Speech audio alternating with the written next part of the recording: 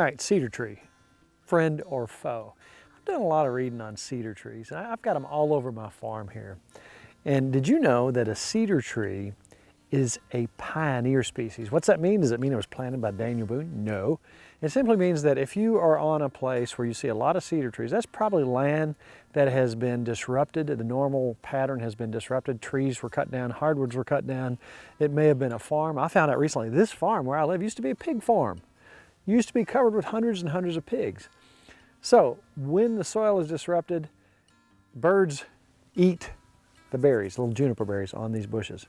They go around, set on fence posts, duty all over the place. Guess what?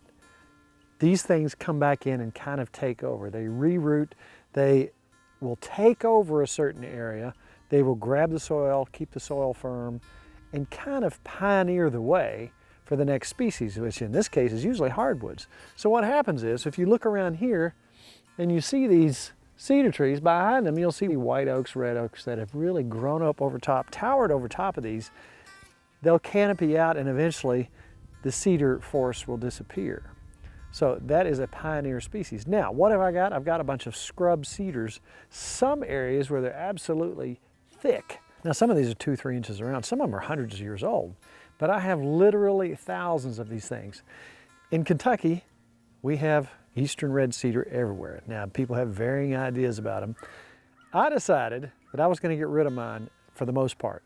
There are markets for this. Believe it or not, they take the smaller ones, even some of the dead ones, they'll use that for kitty litter. It's aromatic, it smells good. The larger ones that they can get boards out of, they take these and use these for closets. You've heard of cedar closets, cedar chests. They actually use this for furniture, a lot of times for the aromatic qualities. So I had some folks come in here to take out my cedars, leave the hardwoods, and a lot of those areas where I see some little bitty oak trees and some little bitty hickories, I'm gonna let those come up. They won't be under that canopy of the cedars now, and I'm gonna have, within 20 years, hopefully, those hardwoods will shoot right on up. So to me, on my particular farm, my cedars are gone. You can find these areas around the state of Kentucky who will come in, log these for you, take them out, and get your hardwood started if that's what you choose to do.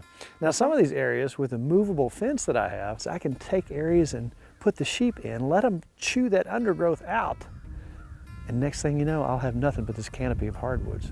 That's what I'm doing on my farm.